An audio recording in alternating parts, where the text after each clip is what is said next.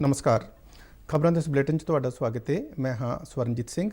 पहला पेश ने चोणवीं खबरां। भारत और चीन विचाले पूर्वी लद्दाख च असल कंट्रोल रेखा समेत सारे मुद्दों को तेजी नाल सुलझाउण ते सहमति।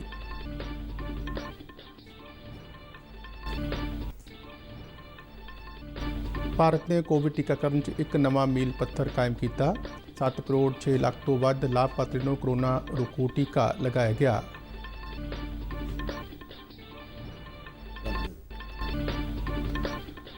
पंजाब विच कोविड वैक्सीन लई 1965 सरकारी और 296 प्राइवेट टीकाकरण केंद्र स्थापित।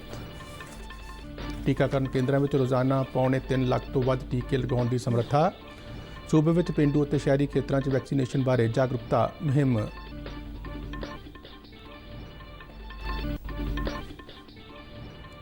पंजाब च कोरोना नाल 57 होर मौतां दर्ज। 2903 नवे मामले सामने आए।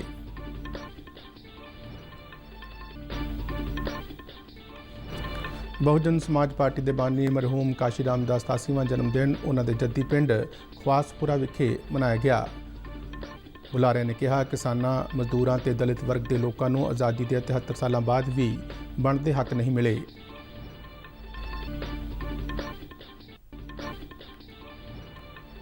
गैंगस्टर तो सियासतदान बने मुख्तार अंसारी को मोहाली अदालत में ले जाने वाली एंबूलेंस के दस्तावेज जाली निकले। मामला दर्ज। मोहाली अदालत वालों भी अंसारी की मैडिकल जांच संबंधी अर्जी रद्द।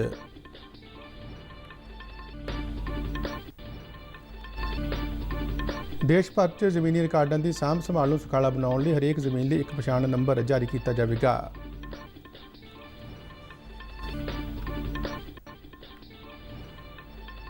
CBSE वालों इस विद्यक वरे दौरान 9वीं तो 12वीं तक के सिलेबस च कोई कटौती ना करने का ऐलान।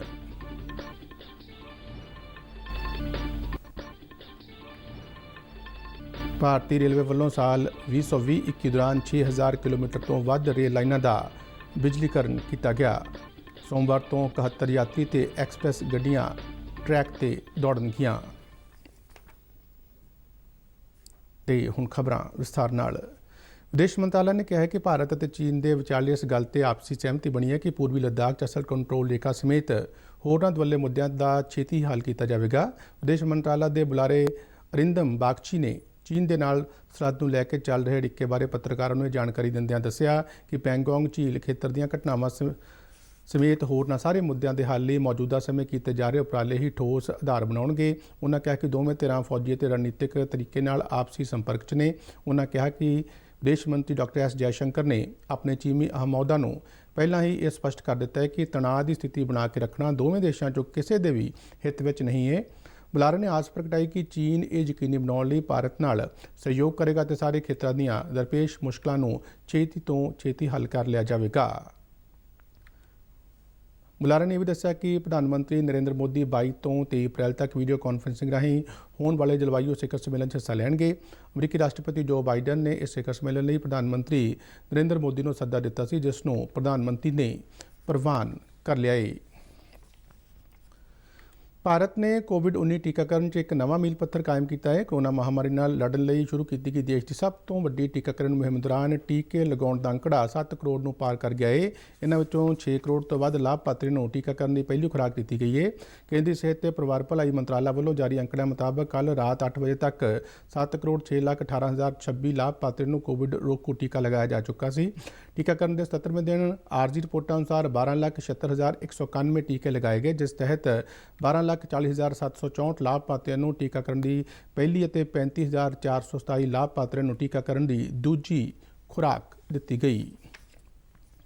पंजाब विच कोविड-19 विरुद्ध टीकाकरण मुहिम पूरे जोरां शोरां नाल चलाई जा रही है। सूबे के सेहत और परिवार भलाई मंत्री बलबीर सिंह सिद्धू ने चंडीगढ़ तो जारी एक बयान में दस्सिया कि सूबा सरकार वालों टीकाकरण लई 1965 सरकारी और 296 प्राइवेट टीकाकरण केंद्र स्थापित किए गए हैं। इन्हां केंद्रां च रोजाना 2,75,675 लोगों को टीका लगाने की समर्था है। सेहत मंत्री ने दस्सिया कि कोरोना वायरस के वध रहे मामलों को ठल पाने के मंतव नाल हुण सूबे च वध तो वध लोगों के टीकाकरण का टीचा मिथ्या गया है। इस तहत सूबे में विशेष तौर पर पेंडू खेत्रों में जागरूकता मुहिम चलाई जा रही है। उन्होंने दस्सिया कि 45 साल तो वध उम्र के व्यक्तियों लिए सह रोगों वाली छट हटाने तो बाद सारे जिलों में टीकाकरण मुहिम को भरवां ਹੁੰਗਾਰਾ ਮਿਲਿਆ ਹੈ। ਕੋਵਿਡ ਦੇ ਟੀਕੇ ਸੰਬੰਧੀ ਲੋਕਾਂ ਦੇ ਖਦਸ਼ਿਆਂ ਨੂੰ ਦੂਰ ਕਰਦਿਆਂ ਉਹਨਾਂ ਕਿਹਾ ਕਿ ਡਰਨ ਦੀ ਕੋਈ ਲੋੜ ਨਹੀਂ, ਕਿਉਂ ਜੋ ਵੱਖ-ਵੱਖ ਟੈਸਟਾਂ ਤੇ ਤਜਰਬਿਆਂ ਤੋਂ ਬਾਅਦ ਹੀ ਇਹ ਟੀਕਾ ਲੋਕਾਂ ਲਈ ਉਪਲਬਧ ਕਰਵਾਇਆ ਗਿਆ ਹੈ ਅਤੇ ਇਹ ਪੂਰੀ ਤਰ੍ਹਾਂ ਸੁਰੱਖਿਅਤ ਹੈ। ਸਿਹਤ ਮੰਤਰੀ ਨੇ ਦੱਸਿਆ ਕਿ ਸਰਕਾਰੀ ਸਿਹਤ ਕੇਂਦਰਾਂ ਤੇ ਹਸਪਤਾਲਾਂ ਵਿੱਚ ਇਹ ਟੀਕਾ ਹਫ਼ਤੇ ਦੇ 7 ਦਿਨ ਮੁਫਤ ਲਗਾਇਆ ਜਾ ਰਿਹਾ ਹੈ। ਪ੍ਰਾਈਵੇਟ ਹਸਪਤਾਲਾਂ ਲਈ ਸਰਕਾਰ ਨੇ ਟੀਕੇ ਦੀ ਹਰੇਕ ਖੁਰਾਕ ਲਈ ਵੱਧ ਤੋਂ ਵੱਧ ਕੀਮਤ 250 ਰੁਪਏ ਨਿਰਧਾਰਿਤ ਕੀਤੀ ਹੈ। ਪੰਜਾਬ ਵਿੱਚ ਕੋਰੋਨਾ ਦੇ ਨਵੇਂ ਮਾਮਲਿਆਂ 'ਚ ਵਾਧੇ ਦਾ ਰੁਝਾਨ ਜਾਰੀ ਹੈ। ਪੰਜਾਬ ਦੇ ਸਿਹਤ ਅਤੇ ਪਰਿਵਾਰ ਭਲਾਈ ਵਿਭਾਗ ਵੱਲੋਂ ਜਾਰੀ ਮੀਡੀਆ ਬੁਲੇਟਿਨ ਮੁਤਾਬਕ ਸੂਬੇ ਵਿੱਚ ਪਿਛਲੇ 24 ਘੰਟਿਆਂ ਦੌਰਾਨ ਕੋਰੋਨਾ ਕਾਰਨ 57 ਮੌਤਾਂ ਹੋਈਆਂ ਨੇ, ਜਦਕਿ 2903 ਨਵੇਂ ਮਾਮਲੇ ਸਾਹਮਣੇ ਆਏ ਨੇ, ਜਿਸ ਦੇ ਚੱਲਦਿਆਂ ਸੂਬੇ ਵਿੱਚ ਐਕਟਿਵ ਮਰੀਜ਼ਾਂ ਦੀ ਗਿਣਤੀ 25458 ਹੋ ਗਈ ਹੈ। ਸੂਬੇ ਵਿੱਚ ਹੁਣ ਤੱਕ ਕੁੱਲ ਪੋਜ਼ੀਟਿਵ ਮਰੀਜ਼ਾਂ ਦੀ ਗਿਣਤੀ 2,45,768 ਹੋ ਗਈ ਹੈ, ਜਿਨ੍ਹਾਂ 'ਚੋਂ 2,13,327 ਮਰੀਜ਼ਾਂ ਨੂੰ ਸਿਹਤਯਾਬ ਐਲਾਨਿਆ ਜਾ ਚੁੱਕਾ ਹੈ। ਇਸ ਮਹਾਮਾਰੀ ਨਾਲ ਪੰਜਾਬ 'ਚ 6,983 ਮੌਤਾਂ ਹੋ ਚੁੱਕੀਆਂ ਨੇ। ਸੂਬੇ ਵਿੱਚ ਬੀਤੇ 24 ਘੰਟਿਆਂ ਦੌਰਾਨ 2002 ਵਿਅਕਤੀਆਂ ਨੂੰ ਸਿਹਤਯਾਬ ਐਲਾਨਿਆ ਗਿਆ ਹੈ।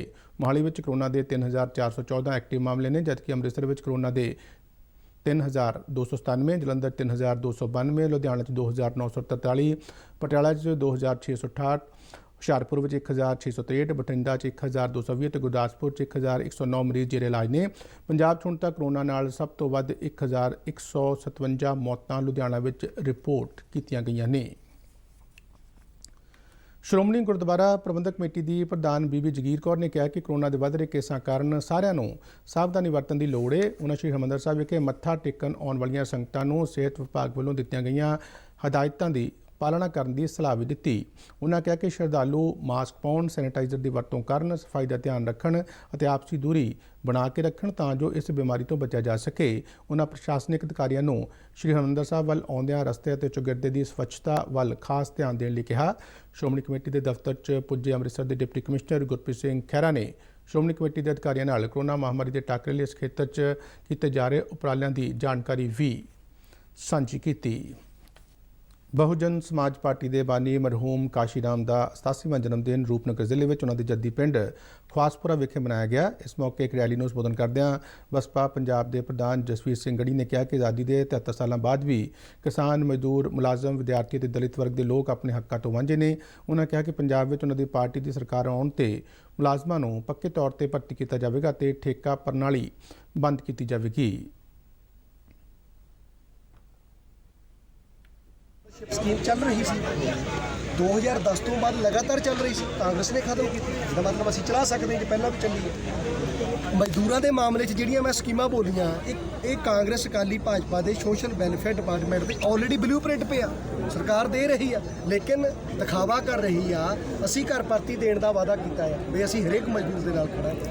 ਕਿਸਾਨਾਂ ਦੇ ਮਾਮਲੇ 'ਚ MSP ਦੀ ਗੱਲ ਕਰਦੇ ਹਾਂ ਆਪਾਂ। ਕਿਸਾਨ ਨੂੰ ਅਸੀਂ MSP ਫਰੀ ਤਾਂ ਨਹੀਂ ਦੇਣੀ, ਮਿਹਨਤ ਕਰੇਗਾ, ਫਸਲ ਉਹਦੀ ਫਸਲ ਹੀ ਤਾਂ ਖਰੀਦਣੀ ਹੈ, ਸਿਰਫ ਫਸਲ ਖਰੀਦਣ ਦੀ ਗਰੰਟੀ ਦਿੱਤੀ ਹੈ। ਪੰਜਾਬ, ਹਰਿਆਣਾ ਤੇ ਚੰਡੀਗੜ੍ਹ ਬਾਰੇ ਪਾਰਟੀ ਮਾਮਲੇ ਦੇ ਇੰਚਾਰਜ ਰਣਧੀਰ ਸਿੰਘ ਬੈਨੀਪਾਲ ਨੇ ਕਿਹਾ ਕਿ ਬਹੁਜਨ ਸਮਾਜ ਪਾਰਟੀ ਕਿਸਾਨਾਂ ਨਾਲ ਖੜੀ ਹੈ ਤੇ ਪੰਜਾਬ ਦੀਆਂ ਅਗਲੇ ਵਰ੍ਹੇ ਹੋਣ ਵਾਲੀਆਂ ਵਿਧਾਨ ਸਭਾ ਚੋਣਾਂ ਲਈ ਗੱਠਜੋੜ ਕਰਨ ਬਾਰੇ ਕਿਸੇ ਵੀ ਤਰ੍ਹਾਂ ਦਾ ਫੈਸਲਾ ਪਾਰਟੀ ਦੀ ਕੌਮੀ ਪ੍ਰਧਾਨ ਮਾਇਆਵਤੀ ਵੱਲੋਂ ਲਿਆ ਜਾਵੇਗਾ। 2007 से लेकर के 2012 तक एक भी क्राइम का कहीं लिस्ट में नाम नहीं है और एक भी बलात्कार नहीं है। आप लोग ये मीडिया के बंधु हैं, बड़ी बातें जानते हैं, आप कहीं से भी उठा सकते हैं नेट पे से। कोई भी क्राइम इस तरह का नहीं है। अगर कोई चोर, लुटेरा, डाकू इस तरह का व्यक्ति था भी उत्तर प्रदेश में तो बहन जी की सरकार आती है 1 महीने के अंदर उन्होंने प्रदेश छोड़ने का काम किया। दूसरे ਕੌਮੀ ਅਨੁਸੂਚਿਤ ਜਾਤੀ ਕਮਿਸ਼ਨ ਦੇ ਚੇਅਰਮੈਨ ਵਿਜੇ ਸਾਂਪਲਾ ਨੇ ਹੁਸ਼ਿਆਰਪੁਰ ਦੇ ਇੱਕ ਪਿੰਡ ਦਾ ਦੌਰਾ ਕੀਤਾ ਤੇ ਇੱਕ ਅਲੜ ਕੁੜੀ ਦੇ ਪਰਿਵਾਰਕ ਮੈਂਬਰਾਂ ਨਾਲ ਹਮਦਰਦੀ ਪ੍ਰਗਟਾਈ। ਇਸ ਕੁੜੀ ਨੂੰ ਪਿਛਲੇ ਮਹੀਨੇ ਦੀ 28 ਤਰੀਕ ਨੂੰ ਅਗਵਾ ਕਰ ਲਿਆ ਗਿਆ ਸੀ। ਕਿਸੇ ਤਰ੍ਹਾਂ ਨਾਲ ਅਗਵਾਕਾਰਾਂ ਦੇ ਚੁੰਗਲ 'ਚੋਂ ਭੱਜਣ 'ਚ ਕਾਮਯਾਬ ਹੋਈ ਇਸ ਬਾਲੜੀ ਨੇ ਬੁੱਲੋਵਾਲ ਥਾਣੇ ਅਧੀਨ ਪੈਂਦੇ ਆਪਣੇ ਘਰ 'ਚ ਖੁਦਕੁਸ਼ੀ ਕਰ ਲਈ ਸੀ। ਪਰਿਵਾਰ ਨਾਲ ਗੱਲਬਾਤ ਕਰਦਿਆਂ ਵਿਜੇ ਸਾਂਪਲਾ ਨੇ ਉਹਨਾਂ ਨੂੰ NCSC ਵੱਲੋਂ ਹਰ ਸੰਭਵ ਸਹਾਇਤਾ ਦੇਣ ਅਤੇ ਪੀੜਤ ਪਰਿਵਾਰ ਨੂੰ ਛੇਤੀ ਤੋਂ ਛੇਤੀ ਨਿਆਂ ਦਿਵਾਉਣ ਦਾ ਭਰੋਸਾ ਦਿੱਤਾ।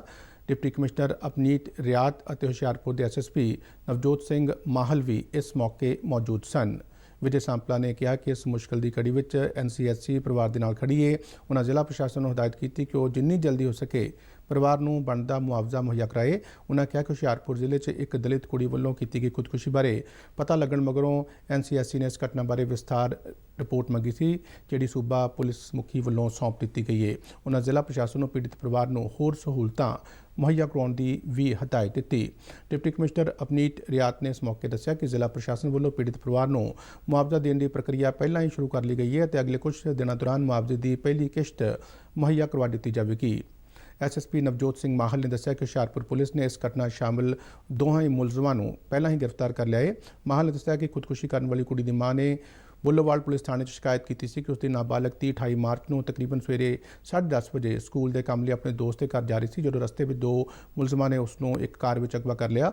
ਅਗਵਾ ਕਰਨ ਦੇ ਚੁੰਗਲ 'ਚੋਂ ਬਚਣ ਮਗਰੋਂ ਕਿਸੇ ਤਰ੍ਹਾਂ ਉਸ ਦੀ ਧੀ ਘਰ ਪੁੱਜ ਗਈ ਸੀ। ਪੀੜਤ ਮਾਂ ਦੇ ਬਿਆਨ ਅਨੁਸਾਰ ਸਦਮੇ ਵਿੱਚ ਆਈ ਲੜਕੀ ਨੇ ਕਿਸੇ ਜ਼ਹਿਰੀਲੀ ਵਸਤੂ ਦਾ ਸੇਵਨ ਕਰ ਲਿਆ ਸੀ ਜਿਸ ਨਾਲ ਉਸ ਦੀ ਹਾਲਤ ਵਿਗੜ ਗਈ ਸੀ। ਪਰਿਵਾਰ ਉਸ ਨੂੰ ਫੌਰੀ ਤੌਰ ਤੇ ਸਿਵਲ ਹਸਪਤਾਲ ਲੈ ਕੇ ਗਿਆ ਜਿੱਥੋਂ ਉਸ ਨੂੰ ਬਾਅਦ ਵਿੱਚ ਇੱਕ ਨਿੱਜੀ ਸਿਹਤ ਸੰਸਥਾ ਵਿੱਚ ਤਬਦੀਲ ਕਰ ਦਿੱਤਾ ਗਿਆ ਸੀ ਜਿੱਥੇ ਉਸਨੇ ਦਮ ਤੋੜ ਦਿੱਤਾ। ਪੀੜਤਾਂ ਦੀ ਮਾਂ ਦੀ ਸ਼ਿਕਾਇਤ ਤੇ ਪੁਲਿਸ ਨੇ ਲਵਪ੍ਰੀਤ ਸਿੰਘ ਪੁੱਤਰ ਬਲਰਾਜ ਸਿੰਘ ਅਤੇ ਗੁਰਪ੍ਰੀਤ ਸਿੰਘ ਪੁੱਤਰ ਓਂਕਾਰ ਵਾਸੀ ਪਿੰਡ ਦਿਓਵਾਲ ਦੇ ਖਿਲਾਫ ਵੱਖ-ਵੱਖ ਧਾਰਾਵਾਂ ਤਹਿਤ 29 ਮਾਰਚ ਨੂੰ FIR ਦਰਜ ਕਰ ਦਿੱਤੀ ਸੀ। ਮੋਹਾਲੀ ਦੀ ਇੱਕ ਅਦਾਲਤ ਨੇ ਗੈਂਗਸਟਰ ਤੋਂ ਸਿਆਸਤਦਾਨ ਬਣੇ ਮੁਖਤਾਰ ਅੰਸਾਰੀ ਦੀ ਮੈਡੀਕਲ ਜਾਂਚ ਸੰਬੰਧੀ ਅਰਜੀ ਰੱਦ ਕਰ ਦਿੱਤੀ ਹੈ। ਵਿਧਾਨਕਾਰ ਅੰਸਾਰੀ ਨੇ ਅਦਾਲਤ ਨੂੰ ਦਿੱਤੀ ਅਰਜੀ 'ਚ ਆਪਣੀ ਸਿਹਤ ਜਾਂਚ ਲਈ ਇੱਕ ਮੈਡੀਕਲ ਬੋਰਡ ਬਣਾਉਣ ਲਈ ਜੇਲ੍ਹ ਪ੍ਰਸ਼ਾਸਨ ਨੂੰ ਹਦਾਇਤ ਦੇਣ ਦੀ ਮੰਗ ਕੀਤੀ ਸੀ। ਜੁਡੀਸ਼ੀਅਲ ਮੈਜਿਸਟ੍ਰੇਟ ਅਮਿਤ ਨੇ ਇਹ ਅਰਜੀ ਰੱਦ ਕਰਦਿਆਂ ਕਿਹਾ ਕਿ ਜੋ ਇਸ ਮਾਮਲੇ 'ਚ ਸੁਪਰੀਮ ਕੋਰਟ ਵੱਲੋਂ ਅੰਸਾਰੀ ਦੀ ਅਰਜੀ ਤੇ ਪਹਿਲਾਂ ਹੀ ਵਿਚਾਰ ਕੀਤਾ ਜਾ ਚੁੱਕਾ ਇਸ ਲਈ ਦੁਬਾਰਾ ਵਿਚਾਰ ਕਰਨ ਦੀ ਲੋੜ ਨਹੀਂ ਹੈ। ਮੋਹਾਲੀ ਅਦਾਲਤ ਦੇ ਜੱਜ ਨੇ ਕਿਹਾ ਕਿ 26 ਮਾਰਚ ਦੇ ਸੁਪਰੀਮ ਕੋਰਟ ਦੇ ਫੈਸਲੇ ਮਗਰੋਂ ਰਿਕਾਰਡ ਵਿੱਚ ਅਜਿਹਾ ਕੁਝ ਵੀ ਨਹੀਂ ਸੀ ਜਿਸ ਤੋਂ ਲੱਗਦਾ ਹੋਵੇ ਕਿ ਮੁਲਜ਼ਮ ਦੀ ਮੈਡੀਕਲ ਸਮੱਸਿਆ ਕੋਈ ਨਵਾਂ ਮਾਮਲਾ ਹੈ। ਦੂਜੇ ਪਾਸੇ ਵਿਧਾਨਕਾਰ ਮੁਖਤਾਰ ਅੰਸਾਰੀ ਨੂੰ ਮੋਹਾਲੀ ਦੀ ਇੱਕ ਅਦਾਲਤ 'ਚ ਪੇਸ਼ ਕਰ ਲਈ ਲਿਜਾਣ ਸਮੇਂ ਵਰਤੀ ਗਈ ਐਂਬੂਲੈਂਸ ਉੱਤਰ ਪ੍ਰਦੇਸ਼ ਦੇ ਨੰਬਰ ਵਾਲੀ ਐਂਬੂਲੈਂਸ ਦੇ ਰਜਿਸਟ੍ਰੇਸ਼ਨ ਨੰਬਰ ਦੇ ਦਸਤਾਵੇਜ਼ ਫਰਜ਼ੀ ਪਾਏ ਜਾਣ ਮਗਰੋਂ ਬਾਰਾਬੰਕੀ ਥਾਣੇ 'ਚ ਇੱਕ FIR ਦਰਜ ਕੀਤੀ ਗਈ ਹੈ। ਉੱਤਰ ਪ੍ਰਦੇਸ਼ 'ਚ ਪਹਿਲਾਂ ਤੋਂ ਹੀ ਕਈ ਮਾਮਲਿਆਂ 'ਚ ਲੋੜੀਂਦੇ ਮੁਖਤਾਰ ਅੰਸਾਰੀ ਨੂੰ ਜਬਰੀ ਵਸੂਲੀ ਦੇ ਕੇਸ 'ਚ 31 ਮਾਰਚ ਨੂੰ ਰੋਪੜ ਪੁਲਿਸ ਵੱਲੋਂ ਮੋਹਾਲੀ ਦੀ ਇੱਕ ਅਦਾਲਤ ਵਿੱਚ ਪੇਸ਼ ਕੀਤਾ ਗਿਆ ਸੀ।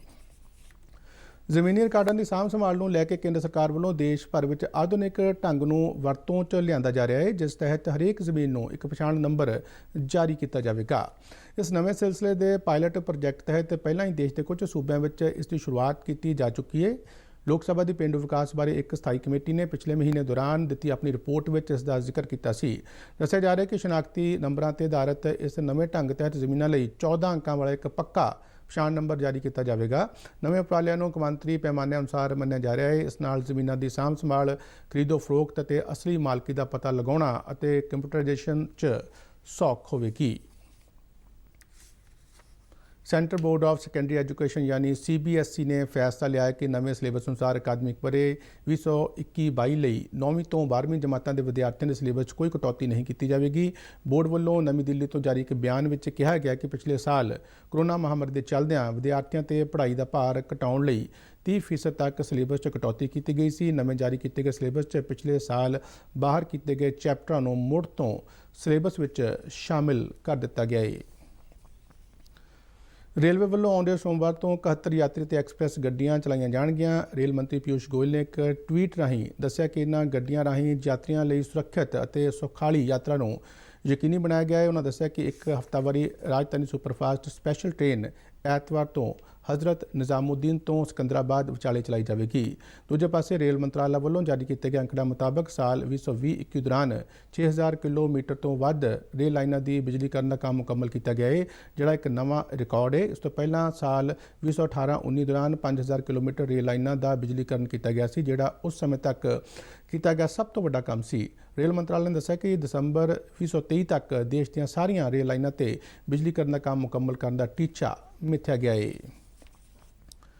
DD ਪੰਜਾਬੀ ਦੇ ਖਬਰਾਂ ਦੇ ਬੁਲੇਟਿਨ ਸਾਡੇ ਦਰਸ਼ਕ YouTube channel RNU DDK Jalandhar ਤੇ ਵੀ ਦੇਖ ਸਕਦੇ ਨੇ ਅਤੇ ਇਹ ਬੁਲੇਟਿਨ RNU ਜਲੰਧਰ ਦੇ ਟਵਿੱਟਰ ਹੈਂਡਲ ਅਤੇ Facebook ਪੇਜ ਤੇ ਉਪਲਬਧ ਨੇ। ਇਸ ਦੇ ਨਾਲ ਹੀ ਖਬਰਾਂ ਦਾ ਇਹ ਬੁਲੇਟਿਨ ਖਤਮ ਹੁੰਦਾ ਹੈ। ਆਗਿਆ ਦਿਓ। ਧੰਨਵਾਦ।